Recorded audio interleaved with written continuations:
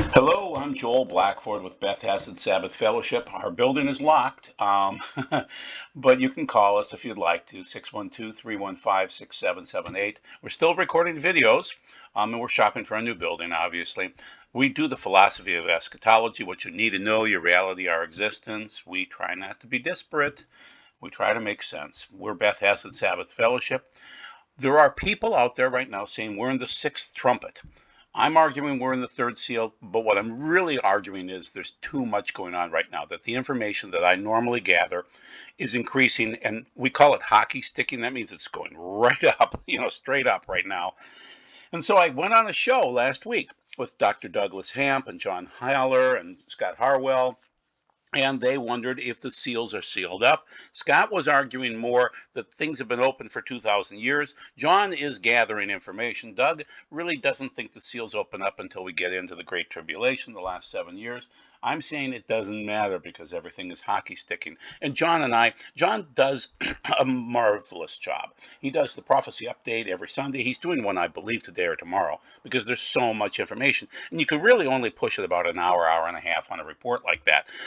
For me, I do just the philosophy behind it. And so I gather the same information that he does, but I'm wearing out because it's so much information to grab. It used to be one story a month, and then one story a week, and then one story a day. And now it could be 50 stories a day. It's so overwhelming that I came up with my little bucket theory, which is get it into a bucket. You can always move the buckets around, but at least if you get it into a bucket, and basically it's like how IT works, just get it into the system. We can always work on workflows later on to assist you in organization. So anyway, they did a nice job. I went back and forth and we discussed that. We didn't argue or anything like that. And I respect these men. Normally I won't go on a show just because, well, what's the point of going on a show if you don't respect them? Because you're just going to fight and nothing really happens. So, whoops, I'm sorry. So I argue, as in all cases, that the seals resemble the birth pangs. So these particular seals are seal 2 and battles and wars, and seal 4 would be drought, and seal 3 is pestilence and earthquakes, seal 6. Well, they match up with Matthew 24. And so I'm arguing that we're in the third seal, but people don't agree with me. So this is one of the cases of people that don't agree with me. So Dave Robbins has replaced Irvin Baxter, who was a wonderful gentleman, but died last year in 2020. And Dave is arguing we are in the sixth trumpet war. Now, even the three men that I met with last week said, no, we're way not that far along. But there's their timeline in terms of what has happened so far. So they're going to argue things differently than me. And they really think that that we're not in the final 7 years, but and they cite that Daniel 9:27 starts that, which is the Middle East peace agreement, and I'm arguing instead that we're really just into the third trumpet right now. So they're arguing, this is Dave and Irvin. World War I was the first trumpet. World War II was the second trumpet. And they do argue for the seals that it's Catholicism, it's capitalism, it's all these different isms, Catholicism or communism or whatever else. They all match up with their colors. Okay, fine. And so I'm arguing against this, saying World War I was not the first trumpet. World War II is not the second trumpet. You have to actually read the text and get something out of the text. And so that's what I hope I can do. So they argue the book of Revelation is not in a chronological order. It isn't technically. It's close to a chronological order, but they're really arguing that we're so far along, and it's I call it shiny object prophecy, like the cat off of the right hand side. So what I'm arguing is don't be perplexed by what you see in the newspaper and automatically attribute it. It's just one more bit of information that you fit into your eschatology. So I'm arguing that the birth pangs come in beforehand, before the final 7 years. Then there's tribulation, then there's great tribulation, and that the third seal is becoming overwhelming right now in terms of information. And the fourth seal will bring death at some point in time. Now, Doug Hamp disagreed with me. He said, no, it will be blah, blah, blah against a fourth of the world, which is the area that doesn't have sea. Okay, it talks about death two times. The name of the spirit bringing it is death, and he's bringing death. It's going to be death, and it looks like it's a quarter, just literally the way it reads. So my theory again on the buckets are the first seal is Western civilization is falling. I'm stating that based on 1967, when Jerusalem gave back the Temple Mount, when Israel did rather, that kicked off the first seal. And then the second seal would be Bush-Cheney wars, and that has increased this ethnic cleansing that's been going across. Now, you're noticing right now, South Africa, Cuba, Haiti, these ethnic wars are just growing everywhere. And so I say that was 1991, maybe 2001, but definitely Arab Spring was 2011. And so it's just made things worse and worse and worse. Okay, everything's increasing, and every report that I would have on all of these, like if I did a report on number one, Western civilization falling, I would overwhelm you with information about how badly Western civilization is doing. But I don't have the time to do that. You just know it. And when I didn't argue, when I discussed this with John and Doug and Scott, they all agreed, absolutely, Western civilization is falling apart. They agreed that even though they don't agree with the actual buckets that I have listed here, that yes, we are seeing ethnos, epi-ethnos, which is ethnic group fighting. And then the third one is the poor are decimated by famine, drought, other things like that, and the rich are just running around buying more homes. And it's been more aggravated since 2012.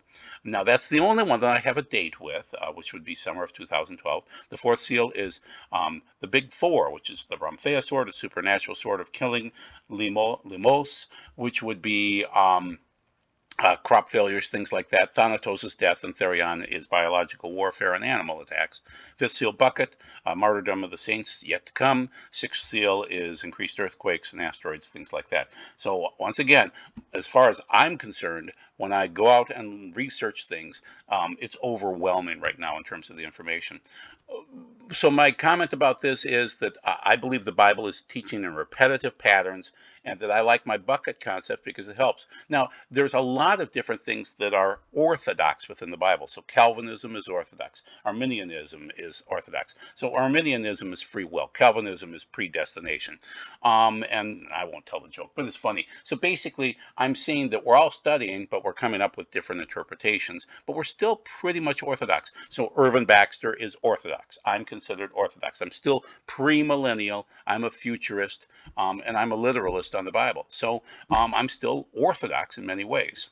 Okay, but yet we have the rapture in there, and got questions, and other people are pre-tribulation rapture people, and they're saying that's the best way to literally and consistently interpret the Bible. Okay, fine, but it isn't in the Bible. That's the problem. You have to look at other things, and you have to look at the lack of evidence. And so they're going to argue in many cases that the seals, trumpets, bowls comprise the last week of years, which is 7 years. And so, the most baffling question is, where do you place those?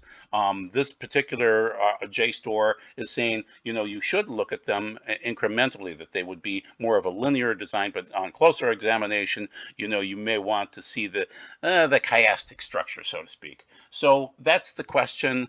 I argue this with Watchman Nee, that really you have to see them all as a solemn occasion, that the seals are opened in secret, the trumpets are sounded in the open. You would hear the trumpets. The bowls, you're going to notice the bowls because they're poured out. So he argues different time frames that are very interesting. And then you can see his chart there. And Watchman Nee was a wonderful believer from China. And so the seals are opened in heaven in secret, while the trumpets are sounded on earth and are heard by everyone. The bowls are physical and not a mere sound. The opening of the seals is the judgment and dispensation of grace. Interesting. Okay. I mean, whatever it is, there's a change that occurs as the seals and the trumpets and the bowls open. So, and he is a rapture person, but most people are that preach prophecy. Okay, here's the standard models again, and so I find them to be confusing, erratic, and lacking the birth pangs. And so, how would you know if your bowls are hitting you 1, 2, 3, 4, 5, 6, 7 one day at a time? It would be illogical, and a lot of models don't include the birth pangs. So, where's Waldo, which is where's the birth pangs? And this is, once again, this is another model, the hybrid pre-wrath post-trib model, which really is confusing, erratic, chaos. So I argue differently. So as always, we do the philosophy of the end of days. We're doing the third seal today, and I'll update you on that. So when he broke the third seal, I heard the third living creature say, "Go." Really come. It should be come. I looked, and there in front of me was a black horse, and on its rider held his hand a pair of scales. When I heard what sounded like a voice from among the four living beings say, 2 pounds of wheat for a day's wages, 6 pounds of barley for the same price, but don't damage the oil or the wine. Now, the Stern's commentary is off to the right here, but this is from David Stern. The rich are cushioned by their wealth from the effects of the economic inequality and scarcity, and that's what you're seeing. But the poor, who must pay a day's wages, literally a denarius, for starvation rations, are brusquely ordered not to meddle with or damage the oil or the wine, because these are luxuries that they can't afford. The wealthy are buying their second and third homes. So weighing bread is a sign of a curse, according to Leviticus 26:26. They dole out your bread by weight. You will eat, but not be satisfied. So it makes sense. So as always, I put down on the lower left-hand side here, my agenda is to prove that the seven seals of Revelation sound like the birth pangs and sound like the Bible in general. Okay, so what's going on right now in the third seal information? I'm arguing that California and really most of the western United States has gone through this heat index like we haven't seen in years. It's like 100-year storm of heat, and it could happen again next year. And they're saying that California can and will burn, everything at some point in time. The hillsides are on fire, the communities are on fire, deep smoke. It looks like Armageddon for a week on end. So then after that, much of American West faced mega drought. So not only fires, they're getting drought. Those are third seal signs. Okay, that's my bucket, and they're hockey sticking people. It goes along for a while, pretty static, and then it pops up, and that's what it's doing right now. So once again, the West is dry, and so not only is there no water, but also it's going to burn. So here's pictures from Michael Snyder, say of Lake Mead, Lake Oroville. So Lake Mead is basically what gives you the water supply for Southern California, Las Vegas, and Phoenix. And look at it, there's hardly any water left. And Oroville is going through the same thing over on the California side. And so this is a once in a 1,000-year event, according to CBS News.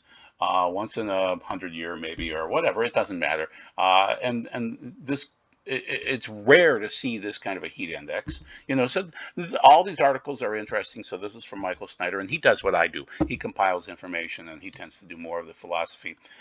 Here's another article, and so this is talking about the biblical heat indexes and fires and things like that. So Canada, fires everywhere. South America, horrible fires. Africa, horrible fires. Asia, horrible fires. Everywhere, fires. So you can see it on the map.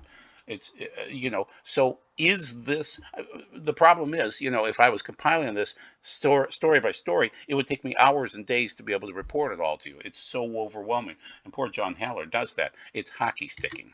Okay. Commodity price increase. So this is a sign of your bread being weighed.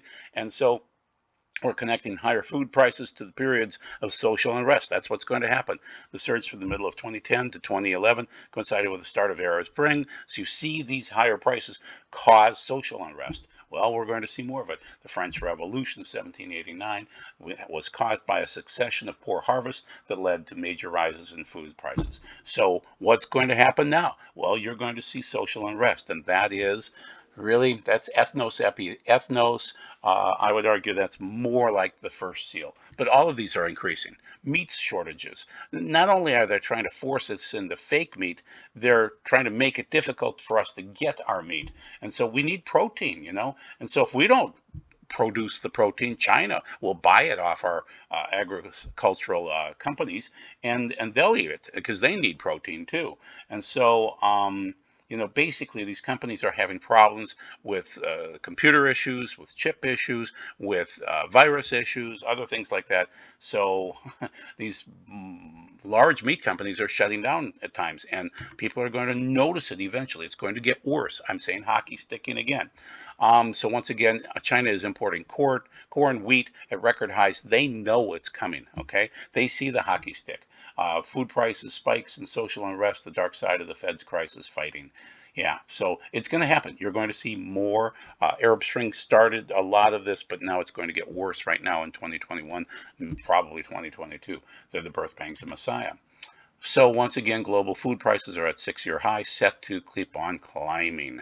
And so basically, grain is sold at about 12 times its normal prices due to the scarcity of grain. It's measured carefully during a time when olive and oil and wine are abundant for the wealthy. So the wealthy aren't going to notice it, but these price jumps are occurring. It's horrible inflation, and I don't know how we stop this. So just notice it. So, are these 7-year cycles? This is interesting. This is more of a dream situation that was on Steve Quayle's site, and he's basically saying that there are 7-year cycles. That we look back at about 7 years ago, it wasn't the same case. So these were probably the good 7 years in there, and now it's shifting. So, in a worst case, collectively push up global agri-commodity prices significantly on top of marked increase that we may already see in 2021 to date. So, food insecurity will obviously increase, and so certain regions of the world are starving already, but it's going to get much worse. So you're going to see more social unrest. So this is his opinion on that. This is coming from CNBC, and they're just saying there's a 7-year wave in there somehow from 2014 to 2021, where now you're going to see food prices rise again. And then the boom by bust cycles. You're just seeing these certain cycles that have occurred all the way through, but now you're going to see the hockey sticks at some point in time where things just go right through the roof. So supply is shaken, not stored. So they're arguing the expense this meal to Pharaoh. Yeah, well, they're seeing these cycles and they're consistent. They've been occurring for many, many years, but now they're getting worse. And then the bull run of many colors. So exporter stocks have fallen to 7-year lows. China is importing on a vast scale. So these are the 7-year cycles. Okay, 7 years of plenty ironically leave global commodity stocks low, which is weird. We had plenty, but we don't have much for food to distribute right now. Interesting, people. 7 years again, China is driving the demand. China has the money and they're buying the food. So there are these cycles, but then when China comes in and they just buy everything, then that's going to increase the prices. So supplies are on a tightrope because we do not have inventory anymore. We do just-in-time inventory. Everything depends on weather. Well, weather is bad. There's a heightened risk of protectionist policies. Yeah, politicians don't get this. And logistics are tight. Yep, I mentioned that. The speculators can ruin it too because they see an advantage for them and they don't understand this is food. This is how people survive. So millions are staring at famine as food insecurity soars. So this is Al Jazeera.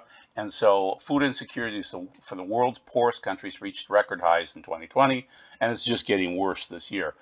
Millions staring at famine. COVID has not helped the situation. So 155 million people across 55 countries who rely on mostly humanitarian assistance were classified as being in crisis, meaning the urgent need of food, and a 20 million increase since 2019. So it's hockey sticking, as I'm mentioning. It's getting much, much worse. Michael Snyder, again, on the verge of a global crisis. One bank warns of a biblical surge in food prices. Hard to argue with that, okay? And so that super cycle, that 7-year cycle, again and again and again. So what we're seeing for soybeans, corn, and wheat is that it's going to get worse and worse and worse. That's from Zero Hedge, but this was written. I thought this was Michael Snyder, but this is actually just a Zero Hedge. So, okay. And then here's more from Zero Hedge. It's about to get much worse. Supply chains implode as price doesn't even matter anymore. So when things get really, really bad, they get even worse because you have systemic failures. I honestly don't know what's going to happen, and they don't know. Prices will remain high, and shipping will probably remain difficult for the rest of this year. After that, who knows after the Chinese New Year in 2022? China's involved in this too. So they are arguing with lumber and WI crude and corn and other things like that. Everything's up, okay? So it's a mega quake with stocks of food, lumber, WTI, and so corn, copper, soybeans, silver, sugar, things are just up, crazy up. And so just get used to it. They've never seen like anything like this before from the supply chain experts. So it's going to get worse. And once again, I'm only covering some of the stories. I'm not covering all of them. I believe the Seal 4 is yet to come. Seal 5 is yet to come. Seal 6 is yet to come. I argue that Seal 4 is the big 4. And this is related to Seal 3 and Seal 4, but I wanted to kind of put this after the Seal 4 break so that you could see giant swarms of grasshoppers. Technically, that's more Seal 4, but it's related to food prices. So first you have the fires and you have the drought, but then the grasshoppers come after that. And so that's interesting that you've got this grasshopper hazard map going on in Oregon, Idaho, Montana, Wyoming, Arizona, Colorado, Nebraska. They're the scourge of the earth. They just destroy the land, destroy the crops. So it's going to be bad. What was bad is getting worse. It's hockey sticking again. And then we've got people that aren't dealing very well with the viruses that are going around. You know, we've had SARS since 2003 with horrible problems. Well, now it's getting worse. And so, you know, is the FBI telling Americans to report family members? Yes, for suspicious behaviors. CDC is talking about going door to door to get people to get their jabs. The members of the military are planning to resign if they require vaccines, jabs. And then are we actually reporting any deaths or any VAERS type of reports? So, and then I have behind here that if you refuse the COVID vaccine, the presidents of those countries, Haiti and oh goodness, now I'm blanking on the 3 countries. Oh, Haiti, Tanzania, and Madagascar are all dead right now. So it's very interesting. So I'm using the term therion to describe this from the 4th seal, which is biological warfare. And I'm saying that the majority of Americans now believe COVID was leaked from the Wuhan lab. And even the liberals are jumping on with us right now. So most Americans, 52% of Americans believe the lab leak hypothesis. 59% Republicans, even 52% of the Democrats are arguing that it's a lab leak. So it was 29% a year ago in March. So keep that in mind. And then, you know, there are other people out there right now saying that unfortunately the world is addicted to the fear of this. They're addicted to this like an adrenaline rush, constantly addicted to that next rush of whatever's coming along. And that's too bad because we really need to study this well. And I'm arguing that this guy, Klaus Schwab from Germany, is really the problem here. He's a sick pig of a man. He runs the World Economic Forum, and he really wants to depopulate. So he's pushing the fear because he's an evil man. You can see how he's dressed there. He's an evil person, and they're not telling us all the truth because Klaus wants this to occur. So continuing on with this kind of 3rd seal-ish, 4th seal thing, plague of rattlesnakes. They're everywhere out west because they're thirsty. And so they're showing up in people's homes now. And then the plague of grasshoppers, as we mentioned, how bad it is. So there are 5 bizarre new plagues that have made the headlines in the United States within the last 30 days. And that's June 28th, so that's just a few days ago. Michael Snyder again. Birds are dropping everywhere. Flooding in Detroit. Worst heat wave to ever hit the Northwest. Lots of weird things. So I'm arguing that the big 4 are hitting. So this is more the 4th seal, but I'm arguing that what you see in Leviticus 26, Deuteronomy 28 and 32, Ezekiel 14, especially verse 21, and Psalm 91 are the big 4 that are also found in Matthew 24 and Revelation 6, 1 through 8. So you're going to say, well, I'm a New Testament Christian. Well, guess what? That's the New Testament. Matthew 24 and Revelation 6 are New Testament. These are the birth pangs. They're increasing. They're actually hockey sticking based on John Haller, who agrees with me that his reports are doubling and tripling and quadrupling in size, and we're cutting out more information. I'm arguing that Western civilization is falling. They tended to agree with me. They wouldn't say that that's the first seal, but they did agree with me. And it's just more waves of plagues. And that's what happens. That's how God gets people to repent. Well, are we repenting? I don't know. This is all part of his covenant. And, you know, when people break his holy covenant, they experience the wrath of God. It's not really the wrath of Satan. So let's say that when Jesus is out on the boat, let's say Job for that matter, that's the wrath of Satan. When Jesus is out on the boat and he's asleep and the storm comes up and he rebukes the storm, that's the wrath of Satan, okay? But it's kind of rare in the Bible. In most cases, it's God causing it to force repentance. So, we're part of this fallen generation. We're witnesses in it, and he's sending the plagues. But is anybody repenting? I don't think it's Satan's anger. I think he's sending the plagues to wake up his people. So another situation, Ananias and Sapphira from the New Testament, that was the wrath of God. Satan didn't kill them. And so if I'm wrong about this, everything's still overflowing in terms of data sets. There's just so much happening. So what's going on right now? There are the ethnic wars. There's peace treaties that are occurring. I'm saying that you're going to have massive death at some point in time. The Pope is doing his agreements to bring about a new world order, and he's there. And then the Babylonian faith will hit. The Antichrist is going to be quiet, people. You won't notice him. Persecution will increase against the believers and start martyrdom. But then there will be conversions. We'll enter tribulations, and then Yeshua will return. This is from Wilkerson from 2009. For 10 years, I've been warning about 1,000 fires coming to New York City. It will engulf the whole megaplex, including areas like of New Jersey and Connecticut. Major cities across America will experience riots and blazing fires, such as we saw in Watts, Los Angeles years ago. So you need to wash your garments. That's Revelation 22. You want to keep on washing your garments. You want to wear clean garments. It's a wedding, people. And that's the end of this video. So that's an update on seal number 4 or seal number 3. Seal number 4 will be my next update. That was just off the Richter scale for information. So take care and God bless. Bye-bye.